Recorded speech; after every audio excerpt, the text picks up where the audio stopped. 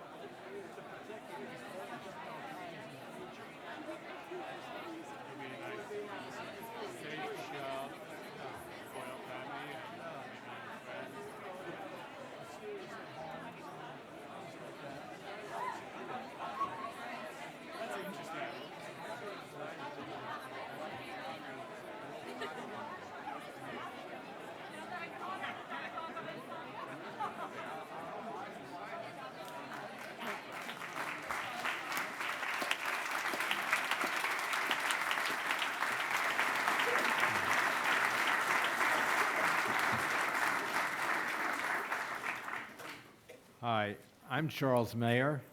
I'm from the History Faculty and the Center for European Studies, and I'm subbing for your dean, David Elwood, who is off in Asia pursuing, I think, donors and the future welfare of this institution. But I'm also particularly pleased to be able to present to you tonight the Federal President of Austria, Heinz Fischer, because I've met him in Austria, in the Hofburg Palace. We were celebrating together an anniversary of the Schumpeter Fellowships, which, as many of you know, brings Austrian younger students and seasoned scholars to Harvard, thanks to a wonderful gift from the Austrians, and named after the famous economist who taught at Harvard at the end of his career. So it's a special pleasure tonight to present to you Heinz Fischer. President Fischer has combined a career that's both scholarly and political. And for a long time, he worked his way through the Austrian Socialist Party, the structures of that party. He led its parliamentary fraction or party for many years. He was Minister of Science and Industry, and he's had a full parliamentary career, but he's also written books. He's written a history of the legendary socialist leader of the pre-war and interwar period, Otto Bauer. He wrote a book on his illustrious predecessor, Bruno Kreisky, who served as prime minister for many, many years after the war, and in effect built the post-war Second Republic in Austria. And most recently, I think he's written a book about times of change, which has described the changes in government that have taken place in Vienna. He was active in the 80s and 90s in forging ties with East Europeans, the states to the east, and Austria has occupied, as you all know, a key role in helping that transition with the states of East Central Europe. On the personal level, he confesses to being, I don't know how much of an alpinist, but he enjoys climbing, and he is a jazz fan. And I think that's what we need to know from me, and we're delighted to welcome you here, sir. He will deliver a short talk, and then there will be time for some questions afterward. So, President Fischer, with pleasure, please.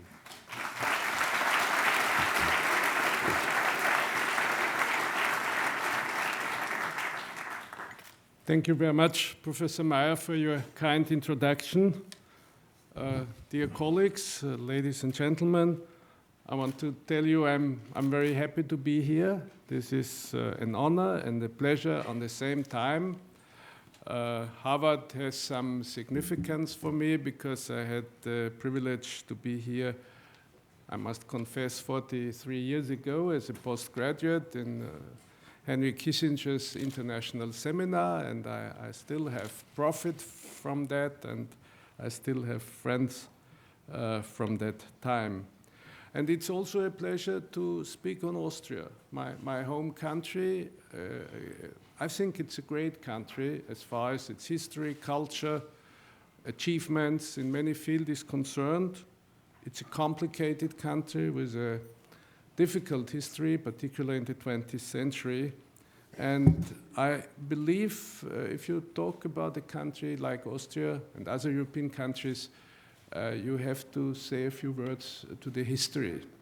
I remember Bruno Kreisky, whom you kindly mentioned, once said, angry to a journalist, study history.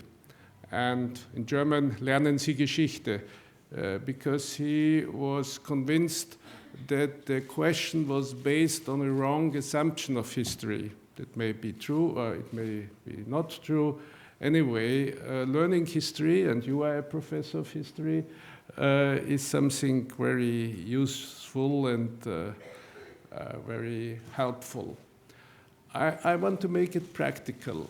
My father is born in 1998.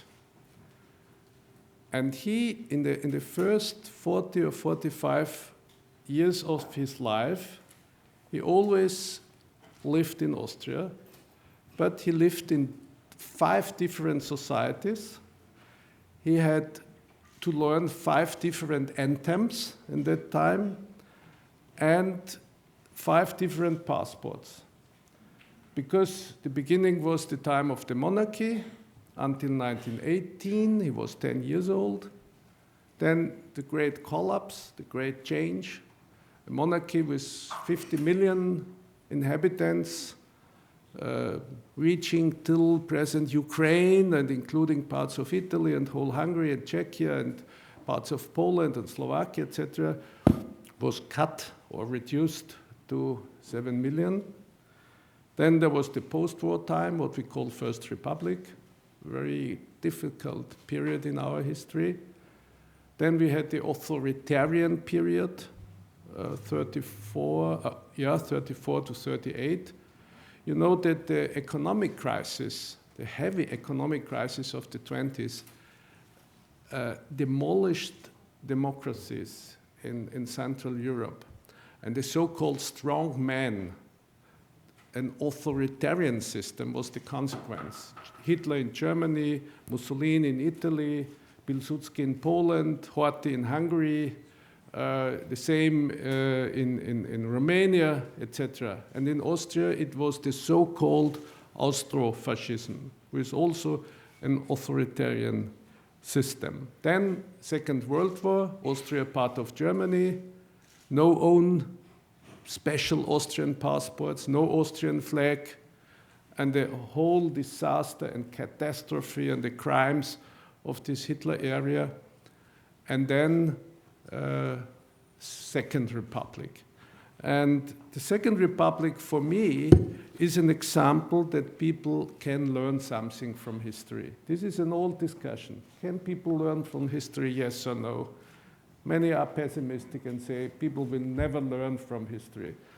I have a different opinion, and I present Austria as an example for the second version, because many things in the Second Republic, that means of contemporary Austria, since the end of World War II, you can only understand if you conceive it as a reaction of the disaster of the First Republic, to avoid the mistakes from the First Republic.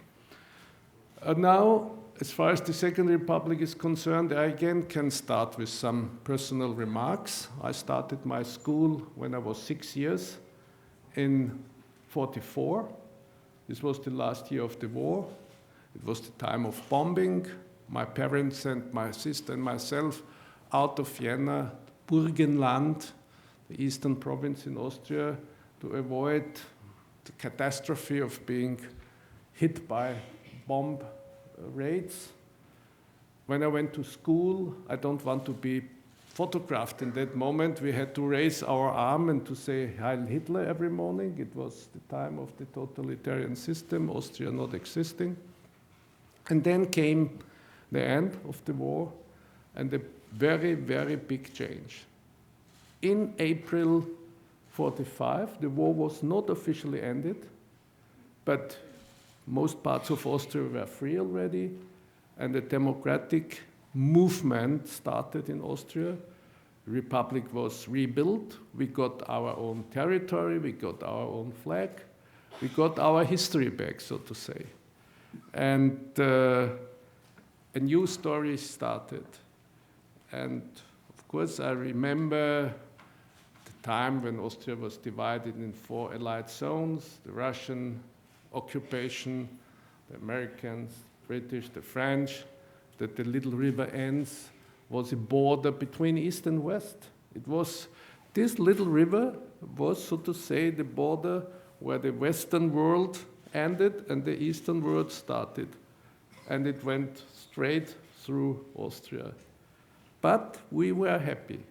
And on the contrary to Germany, it was possible in Austria that all from the beginning we had one united government, firstly not recognized by the Western allies, but after a few months, in September 1945, they accepted that this is a democratic government, and the Russians accepted free elections. We now know from documents after 1989, documents saying that a little communist party in Austria persuaded the Soviet Union and Moscow that the Communist Party in free election would get at least 25%, even 30%. And this was the assumption that the Soviet Union allowed free elections in whole Austria, in all 4 Allied zones, and the result was 4% for the communists. And 95 and more than 95% to the two big democratic parties, Social Democrats and Christian Democrats. And this was the basis for our development after the war, a united country, of course, occupation powers. And then the next step was that in spring '53, Stalin died. Stalin passed away. And there was the new leadership, Khrushchev, Bulganin, Malenkov, etc. And they wanted the so-called Entstalinisierung, de-Stalinization. And de-Stalinization was something in the Soviet Union, the 20th Party Congress from February '54. But it was, 50, when was the 20th? 56. Exactly. Very well. And at the same time, they tried to make a change in foreign policy.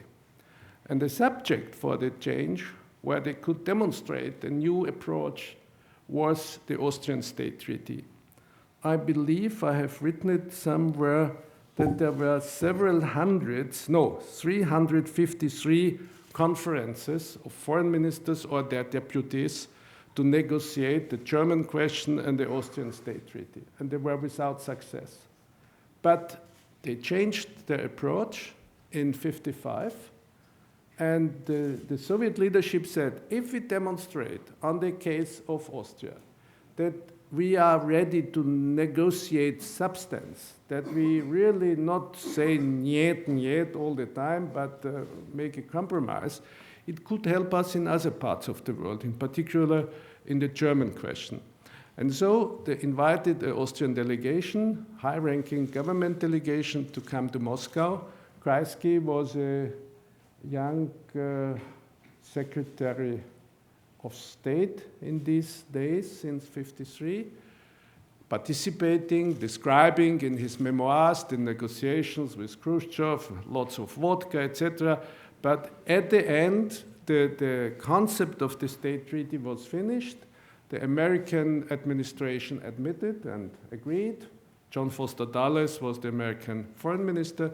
And with the state treaty of '55, signed on 15th May '55, a new chapter in our history started. And we started also to play a certain role, in particular for Eastern European countries, because Austria was not an enemy. Austria was not in the NATO. Austria was a neutral country. We had relations to Hungary, to Czechoslovakia, to Poland, etc. And it was an example for the eastern part in Europe how a society could be organized without being a militarized and aggressive country. And I think it had influence, and that influence was increased after the Hungarian Revolution, when Austria was very helpful for refugees from Hungary '56, and after the so-called Czech Spring, Prager Frühling, Prague Spring, which was suppressed by Soviet tanks as well as the Hungarian Revolution. But in both cases, many refugees came to Austria, and Austria had a very solid reputation in particular in Eastern Europe. At the same time, we had a stable internal development. The economic performance was excellent, and Austria became more and more a center for international negotiations, the third headquarters of United Nations, the General Office for UNIDO and International Atomic Energy Organization, and also the idea of the CECE conference was very much promoted by Austria. And I believe personally that the Conference on Security and Cooperation in Europe contributed to the weakening of the hardcore of the communist systems, because they had to agree to discuss and to negotiate on human rights questions and humanitarian question, etc.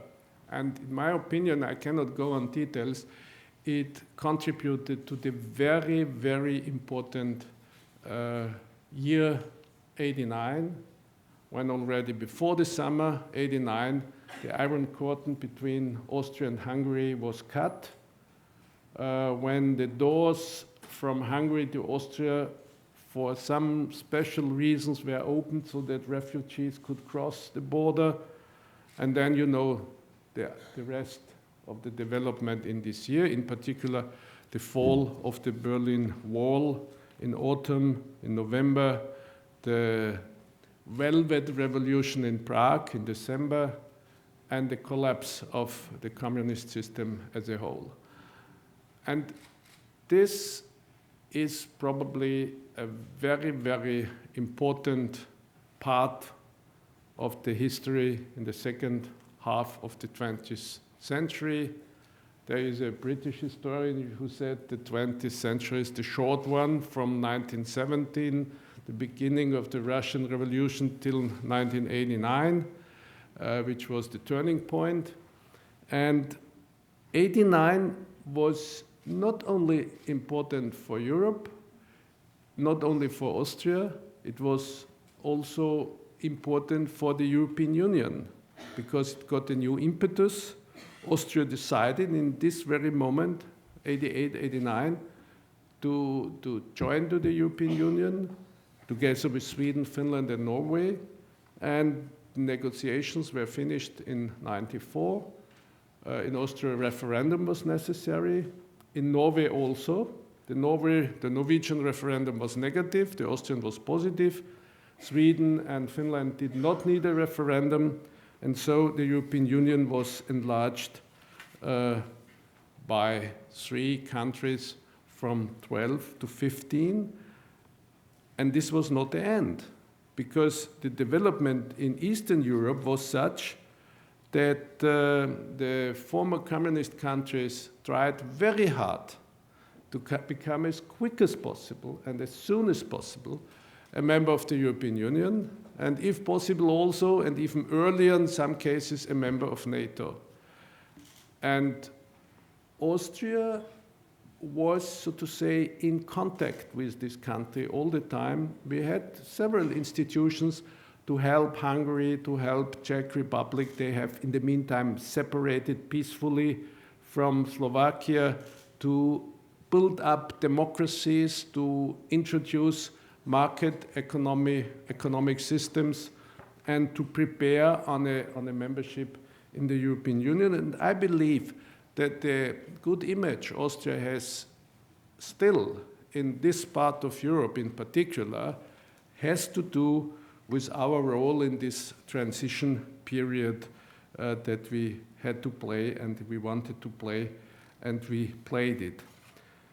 A special case was and still is the Western Balkans. Also a neighborhood to us, a very familiar part of Europe. If you travel today in Albania and you have a map, you find it's a map printed in 1911 by an Austrian geography expert for geography. And many other links are between Austria and the countries in the so-called Western Balkan. In the Western Balkan region, Tito had his special approach to running his country, to solve the problem between the different nationalities. And when Tito passed away in the year 1980, if I remember correctly, the coercion, the comprehensive factor disappeared, and the national antagonism between the different, the Serbians, Croatians, Slovenians, Montenegrins, etc., was increasing. And when communists collapsed in other parts of Europe, in Yugoslavia, it was not only and not primarily a collapse of communism, but it was a collapse of the system that kept the different nations together. And the nationalistic antagonism became bigger and bigger, and finally they had a proper and bloody and terrible civil war with many victims, with many refugees to Austria again. And the end was that former Yugoslavia split up into, I think, 7 different nation states. And they also want to become member of the European Union. And I believe that this could be, in this part of Europe, where Austria is more or less in the center, a way to a peaceful future to this part of Europe. The negotiations to enlarge the European Union were successful, and in 2004, all the former communist countries, namely Czech Republic, Slovakia, Hungary, Slovenia, and the 3 Baltic countries, and Malta and Cyprus joined the European Union. It was an enlargement from 15 to 25, and it was a very big step, and it had a big impact on the present situation in Europe, including Austria, of course. Bulgaria and Romania were in the same ticket at the beginning, but their movement was slower, and so they kept outside the European Union for 2 more years, and then they joined, so that the European Union now has 27 member states. Enlargement will be continued.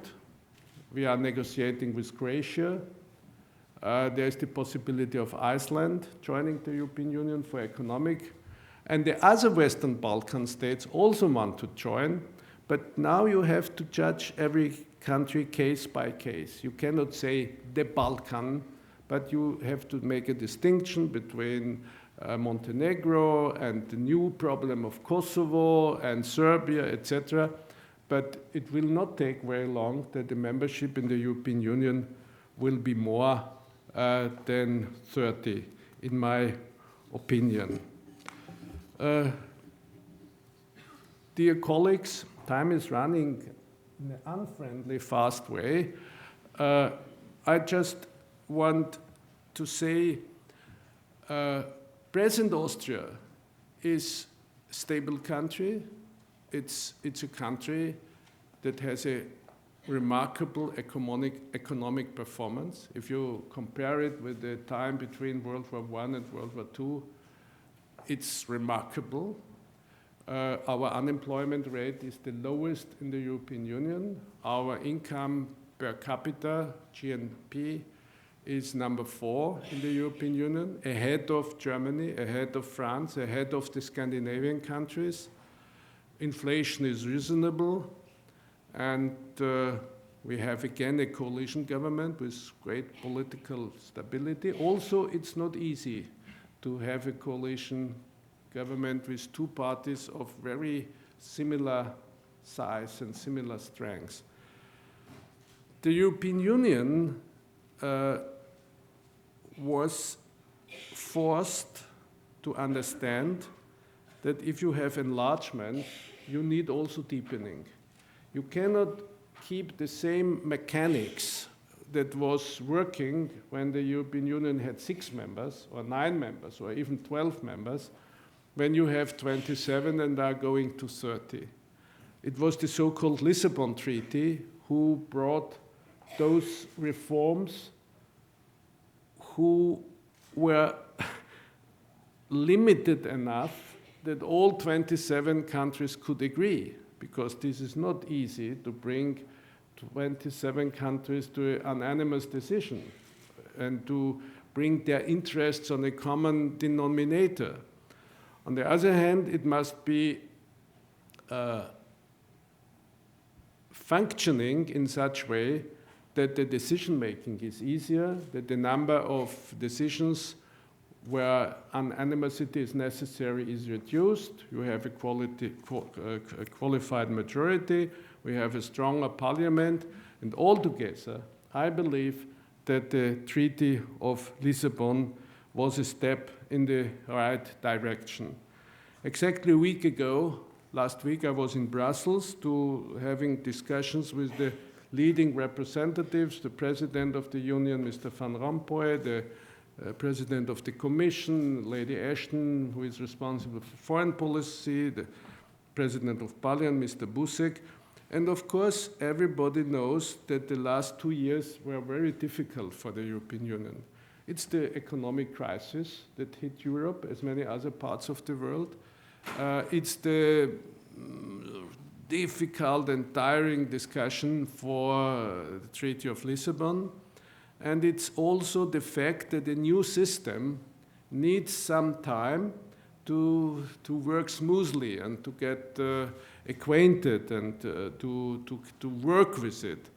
But I hope the economic crisis is improving to the better. The Treaty of Lisbon is a fact, and the new system has to work and has to prove its capacity to solve problems. So from that point of view, I hope that the European Union is overcoming a time of difficulties and is playing its role as it is expected and anticipated. Don't forget that the European Union now has 500 million inhabitants. It has a GNP of $40.8 billion to be compared with $40.3 billion of the United States and $8.8 billion in China, measured in purchasing power parities, purchasing power, and not just changing the currencies. This is the situation. Of course, the European Union is lightweight, not a heavyweight, a lightweight as far as military competences is concerned. But I don't blame the European Union for that. I like a world where players do not rely on their military expenditure and military capacities. I don't criticize the European Union for that. On the contrary, I hope that other countries will also be reasonable enough to spend less money on military. So let me finish in saying we have a stable government in present times, Austria. We feel well in our role in Europe. We have reasonable economic forecasts. Security has a high standard in Austria. Vienna is a city which is always in top positions in all the rankings of quality of life, etc. And of course, we have our problems, and we are not free of mistakes and failures, but we do our best to solve those problems which can be solved by a country alone, because climate change and these issues are issues where the whole world community, like United States and United Nations, is necessary to reach progress. If you make a trip to Austria, you will not be disappointed, I promise you. And it will meet your expectations. And I just want to thank you for your presence, for your interest.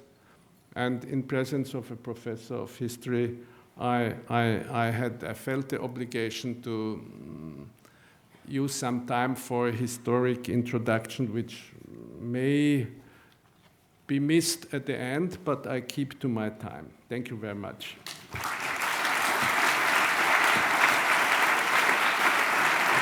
Oh, I stay here? Please stay here.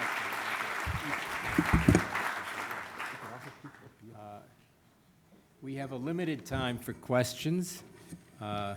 It's lovely to hear of a country which has really learned from history, which is and has created a very happy situation for itself. I would have many questions, but this audience, and perhaps I'll have time for one of my own. But for now, please, I will try and recognize people. Give your name and be brief, and these should be real questions, you know, not just disguised statements. They should end with a question mark. That's the rule of the House. So are there any, do I see any up there? Yes, I'm sorry. Thank you so much for being with us this evening, President Fischer.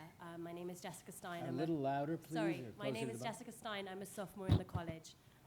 You mentioned that you anticipate that the EU will soon expand to 30 countries.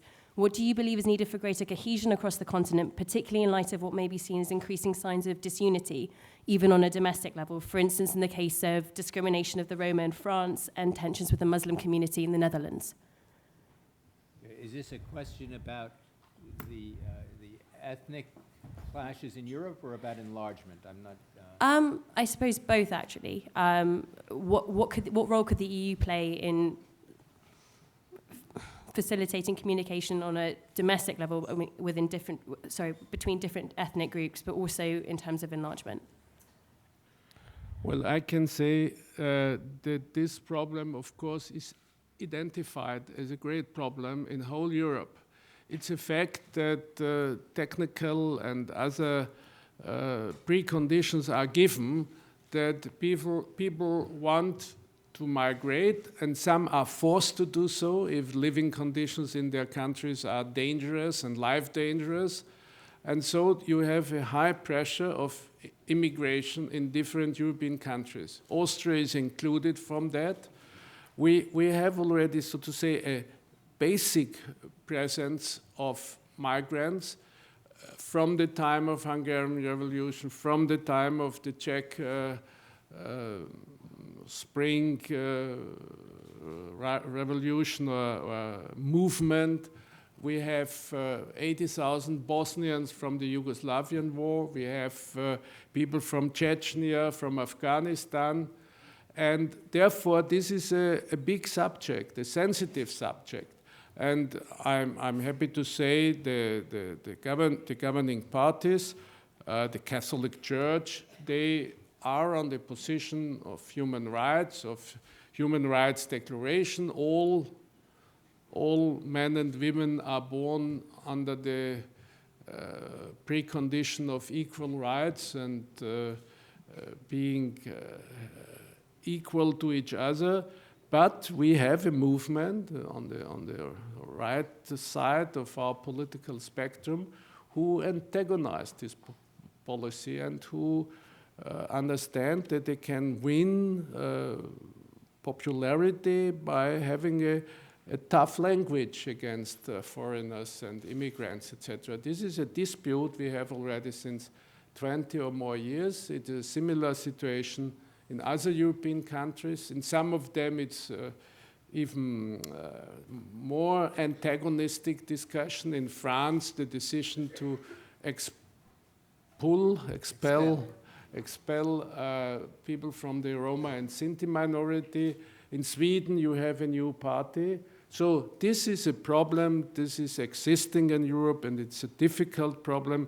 And we in Austria, we don't have the a solution which is accepted from all sides, but it is not an obstacle for further integration. And in my opinion, further integration may be even an instrument and a tool to relieve the situation and to have common solutions, and on that we are working.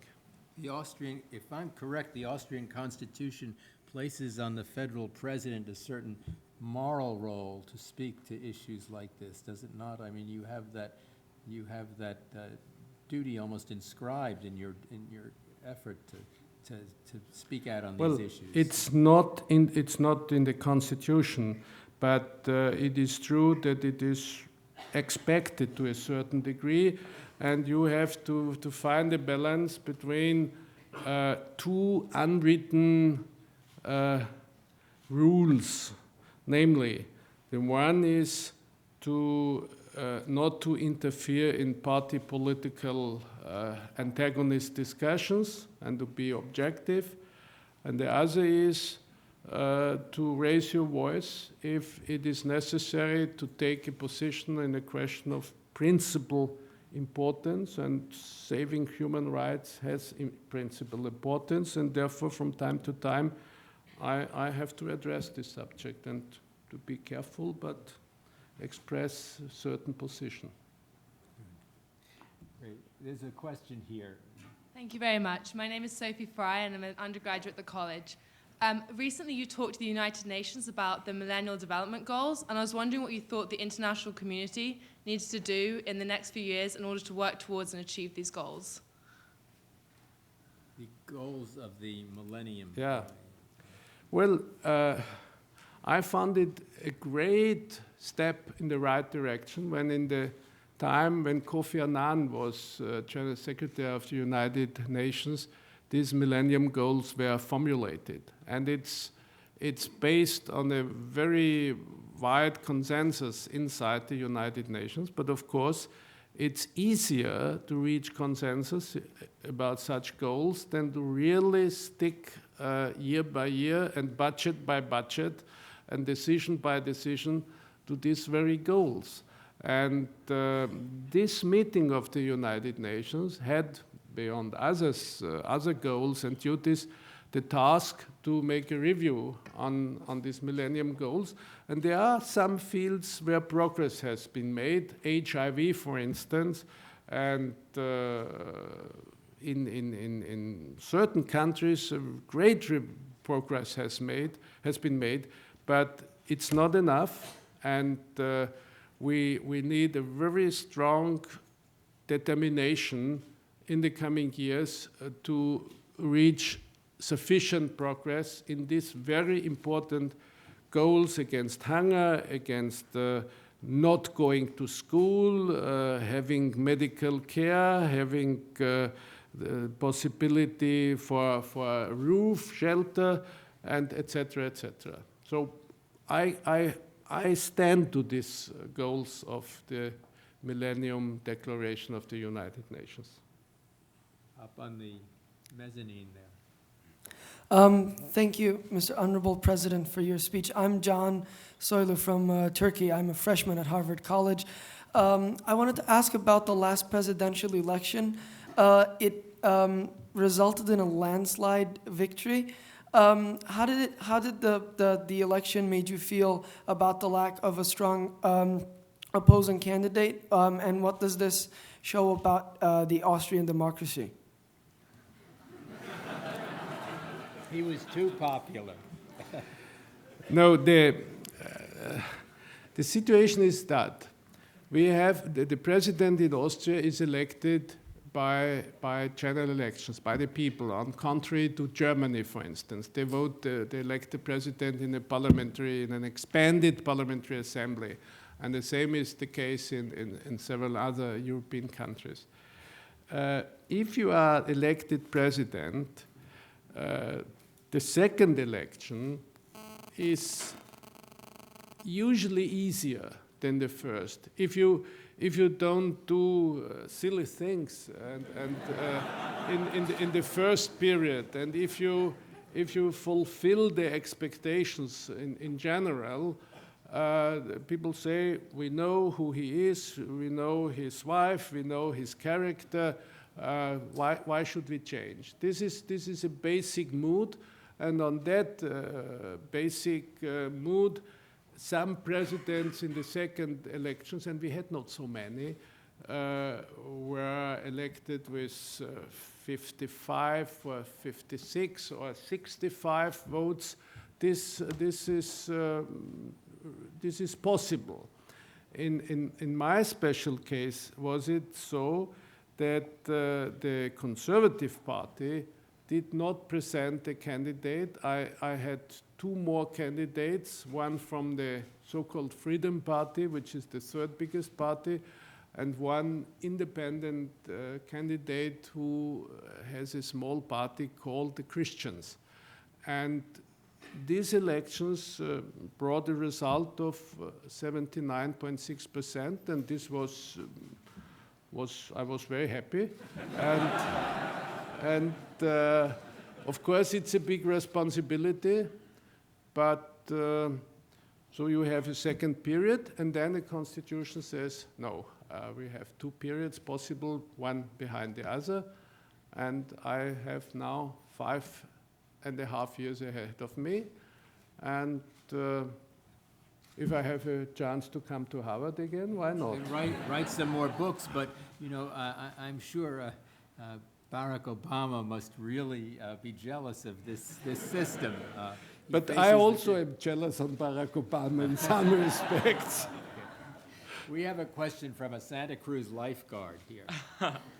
Hi, I'm Taras Drescher. I'm a freshman at the college. So it seems to me that the United States has a lot more problems than Austria at the moment, yet we still insist on using ourselves as sort of a model for the rest of the world. So besides reducing our military, do you think the United States could use Austria as a model for any of our other problems? What do you have to teach? This is a great compliment, but did you ever see in the world a country of 300 million inhabitants taking 8 million as their example? That wouldn't work, I'm afraid. But frankly speaking, America is a superpower and has responsibilities. I do not envy the United States for these responsibilities all over the world. And Austria is a relative small country with 8 million inhabitants, and the fact that we were reduced in 1918 through the peace treaty of Saint-Germain had a terrible impact on the psychology of Austria. Inferiority complexes, desperation. A famous book was written on Austria, and the title was Das Land, das keiner wollte, the country nobody wanted. And the French prime minister in these days, 1918, 1920, was asked, how big will be Austria after the peace treaty? It was Clemenceau. And he said, well, Austria, that's the rest. That was what is the rest after creating Czechoslovakia and Hungary and Poland and Italy. And they took South Tyrol, to speak it very frankly. Also, we have a treaty and an agreement with Italy on that issue. This was very, very hard. And in the Second Republic, a new feeling, the feeling we have a second chance, and the feeling we do our best in the borders we have now. We don't quarrel about the borders, we don't quarrel about Anschluss on Germany, we try to do the best, and the resources are excellent. I mean, manpower and cultural heritage and reasonable neighborhood. All neighbors of Austria are friendly. So these are conditions where Austria could develop in a very positive way, and we do our policy, and the Germans do their policy, and the United States do their policy, and we have good cooperation together. We owe America quite some thanks for Marshall Plan and other help after the war, not mentioning the American engagement in the war as such to get rid of Hitler. This would be a terrible disaster if Hitler would have been successful. And how the war would have ended without engagement of United States, I don't know. Not as well. Is that a, do we, please? Okay. I just wanted to ask you, what are your predictions about admission of Croatia to the European Union and the rest of the region, like Bosnia and Serbia and Montenegro? Like estimates of years? Well, the negotiations with Croatia are already very far, and you can expect that the next year, 2011, will bring the finalization, the end of these negotiations. Then the ratification process has to start in all 27 countries. There is always a little risk in such a procedure, but the general expectations are that Croatia can be a member earliest in 2012 or eventually in 2013. That would be realistic. The other countries, you have to take them case by case. For instance, Macedonia is a country that has relative good conditions for becoming status as a candidate and starting negotiations, but they have still an unsolved problem with Greece, because Greece rejects strictly that another European country has a name Macedonia, because Macedonia is a Greek province and a part of Greece. They say you can have whatever name you want, but not Macedonia. And they say, we are Macedonia, and that's our name, and why do you think we change our name? Because you don't like our name. This is a very tricky situation, and just now, where Greece has great problems for other reasons, and Macedonia is pressing, it may be that a compromise can be found. This is one case. Serbia has the great problem of Kosovo and some problem with one of the military leaders of Serbia, who is not yet arrested, Mladic. But in the Kosovo question, a big step was done recently through a resolution of 25 members of the European Union plus Serbia, so that a new perspective is open for Serbian membership.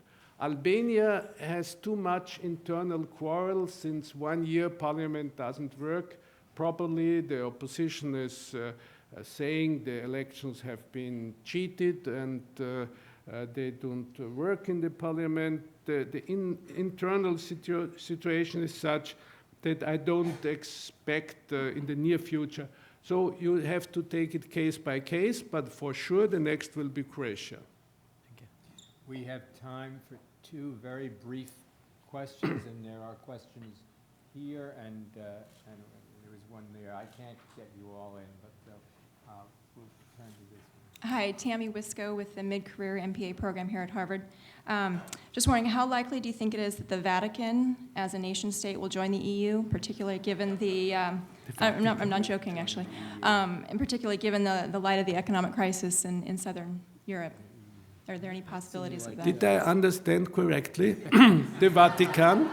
Yes, as a nation state, is it a possibility with, and I know they're using the euro As long as you're as taking well. small nations. No, the Vatican did never make an application. And No, no, I understand. and therefore it's not on the agenda. And the Vatican is a subject of international law. Ambassador, from which year is the agreement, on 1800 or 1700? Yeah. So it's a subject of international law, but it's not a nation state in the usual sense of the word, and it's not a candidate for membership in the European Union. Thank you. So, my name is Alexandre Perez. I come from Spain. I'm a graduate student here at the Kennedy School. Congratulations to World Championship. Thank you very much.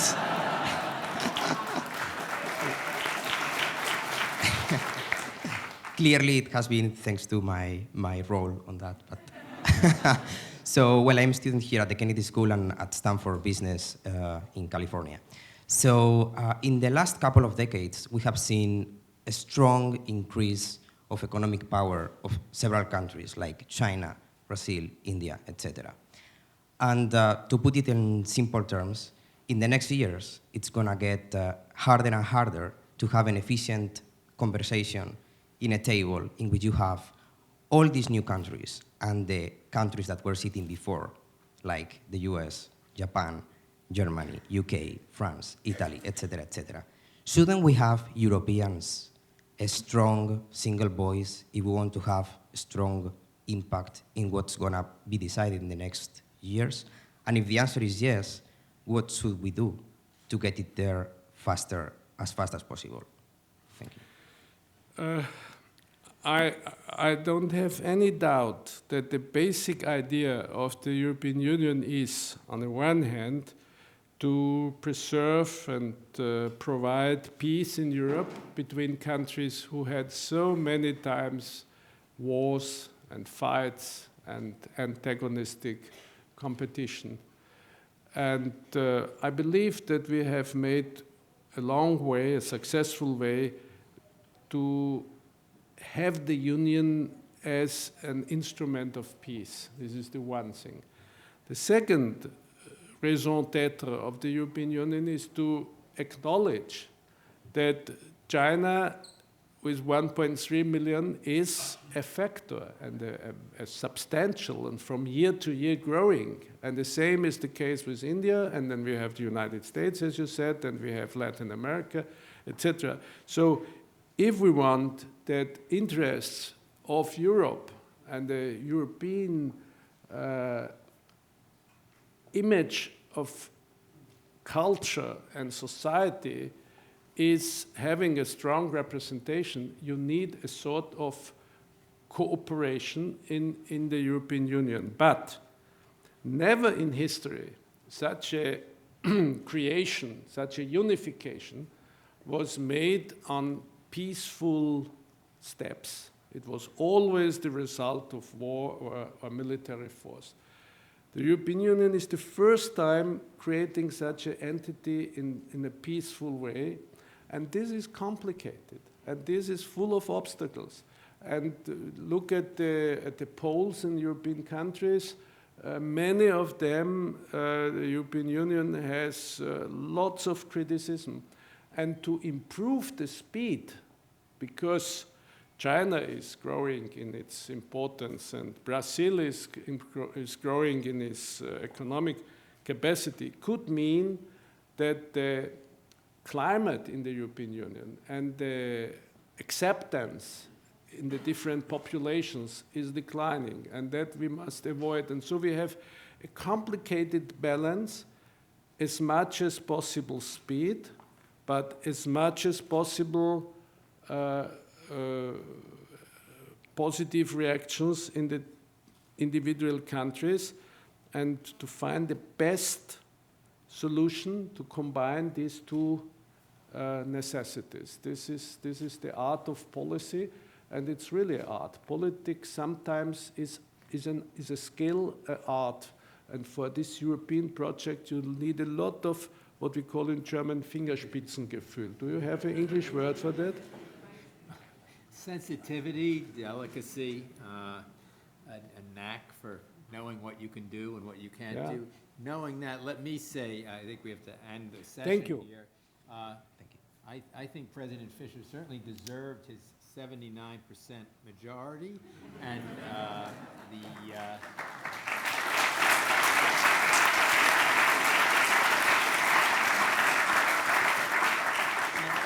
maybe he could help fulfill this Brussels vocation when his time is finished in Vienna, but we're delighted to have had you here. Then you let me retire, please. Oh, yeah. No, we don't let good people retire, so thank you for coming. He's only 3 months younger than I, and he wants me to continue. What about you? I love teaching, so thank you so much. Okay. Good for the trip, thank you. Thank you, sir.